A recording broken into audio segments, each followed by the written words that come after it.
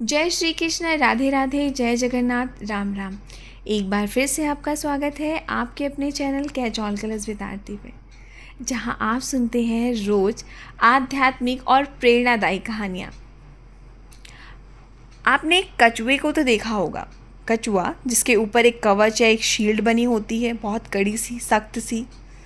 बहुत बार ऐसा होता है कि वो कछुआ सोचता है कि ये शील्ड या ये कवच मेरे ऊपर से हट जाए तो मैं भी थोड़ा सा फ्री महसूस करूँ अपने आप को। मगर वो कछुआ जो है वो ये बात भूल जाता है कि जब ये कवच उसके ऊपर से उतरेगा या हटेगा तो उसकी मौत निश्चित है, क्योंकि कहीं ना कहीं हर परिस्थिति में उसका ये कवच उसको बचा रहा है। तो ऐसी ही बहुत सारी चीज़ें हमारे समाज में भी हैं जो हमारे लिए कवच का काम करती हैं। मगर आज की ये जो पीढ़ी है, युवा पीढ़ी, वो उसे कहीं ना कहीं अपने लिए बंधन समझती है और उससे आज़ाद होना चाहती है और सोचती है कि ये हमारे ऊपर से हट जाए तो हम फ्री हो जाएं। पर वो ये भूल जाती है कि फिर वो आज़ाद नहीं हो रही है, अपने आप को खतरे में डाल रही है, क्योंकि कवच से हटना अपने आप को मुसीबत में डालने के बराबर है। तो चलिए बिना देर किए शुरू करते हैं आज की कहानी।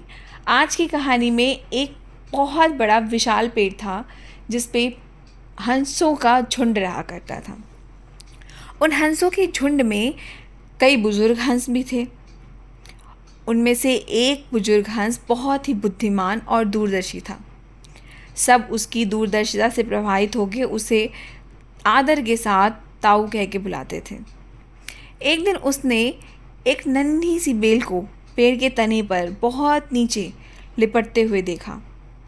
ताऊ ने दूसरे हंसों को बुलाया और बुला के कहा कि देखो, इस बेल को नष्ट कर दो, नहीं तो एक दिन ये बेल हम सबको मौत के मुंह में ले जाएगी। एक बेफिक्र युवा हंसते हुए बोला कि क्या ताऊ, ये छोटी सी बेल हमें कैसे मौत के मुंह में ले जाएगी? कुछ भी। बुजुर्ग पहले तो हंसा और फिर उसे बोला कि आज जो चीज़ तुम्हें छोटी लग रही है, धीरे धीरे ये पेड़ के सहारे तनों में लपेट कर ऊपर तक आ जाएगी। फिर बेल का तना मोटा होने लगेगा और इस पेड़ से चिपक जाएगा। तब नीचे से ऊपर तक पेड़ पे चढ़ने के लिए एक सीढ़ी बन जाएगी। कोई भी शिकारी सीढ़ी के सहारे आसानी तक चढ़कर हम तक पहुंच सकता है और हम सब मारे जा सकते हैं। एक दूसरा हंस था, उसे यकीन नहीं आया और वो भी हंस पड़ा और कहा कि भला एक छोटी सी बेल कैसे सीढ़ी बनेगी? और तीसरा हंस जो वहाँ था उसने कहा, ताऊ तू तो एक छोटी सी बेल को खींचकर कुछ ज़्यादा ही लंबा कर रहा है। एक हंस तो बड़बड़ाने ही लगा। उसने बोला, ये ताऊ अपनी अक्ल का रौब डालने के लिए कुछ भी अंट-शंट कहानी बना रहा है। बस इस तरह से किसी भी हंस ने ताऊ की बात को गंभीरता से नहीं लिया, क्योंकि इतनी दूर तक देख पाने की अक्ल उनमें भला कहाँ थी। समय बीतता गया और धीरे धीरे सच में वो छोटी बेल बड़ी होती गई और लिपटते लिपटते वो ऊपर की शाखाओं तक पहुंच गई। बेल का तना मोटा होना शुरू हो गया और सच में पेड़ के तने पर सीढ़ी नुमा आकृति बन गई, जिस पर बहुत आसानी से चढ़े जा सकता था। अब सबको दूरदर्शी ताऊ की बात की सच्चाई दिखने लगी, पर अब कर भी क्या सकते थे, क्योंकि वो बेल इतनी मजबूत हो चुकी थी कि उसको हटाया नहीं जा सकता। और एक दिन जब सारे हंस दाना चुगने के लिए बाहर गए हुए थे, तब एक बहेलिया वहाँ से गुजरा। पेड़ पे बनी उस सीढ़ी को देखते ही उसने पेड़ पर चढ़कर चाल बिछा और वहाँ से चला गया। शाम को जब सारे हंस लौट के वापस आ गए और जब पेड़ से उतरे तो बहेलिए की जाल में बहुत बुरी तरह से फंस गए। वे जाल में फंस गए और फड़फड़ाने लगे। तब उन्हें ताऊ की बुद्धिमानी और दूरदर्शिता का पता चला। तब ताऊ की बात ना मानने के लिए वो बहुत लज्जित हुए और अपने आप को कोस रहे थे।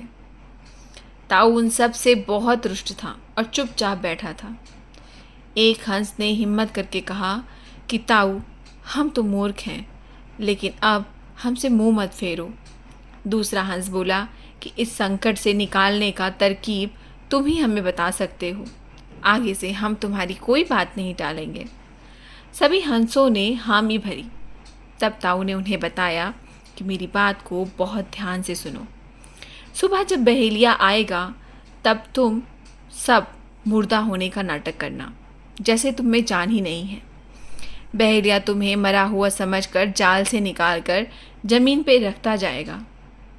वहाँ भी मरे समान पड़े रहना। जैसे ही वो अंतिम हंस को नीचे रखेगा, मैं सीटी बजाऊंगा और मेरी सीटी को सुनते ही तुम सब उड़ जाना। सुबह बहेलिया आया। हंसों ने ठीक वैसा ही किया जैसे उस ताऊ ने समझाया था। सचमुच बहेलिया हंसों को मुर्दा समझकर ज़मीन पे पटकता गया और सीटी की आवाज़ के साथ ही सारे हंस उड़ गए। बहेलिया अवाक सा रह गया, वो देखता ही रह गया। आपको कुछ समझ आया इस कहानी से?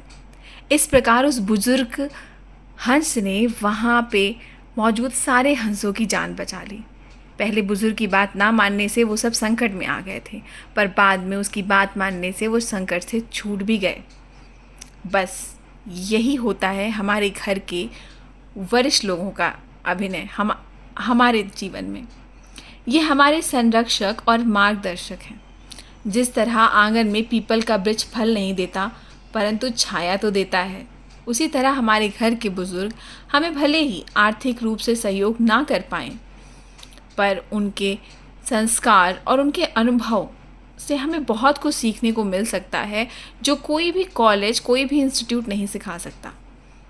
बड़े बुजुर्ग परिवार की शान है। वो कोई कूड़ा करकट नहीं है जिसे कि परिवार से बाहर निकाल कर फेंक दिया जाए।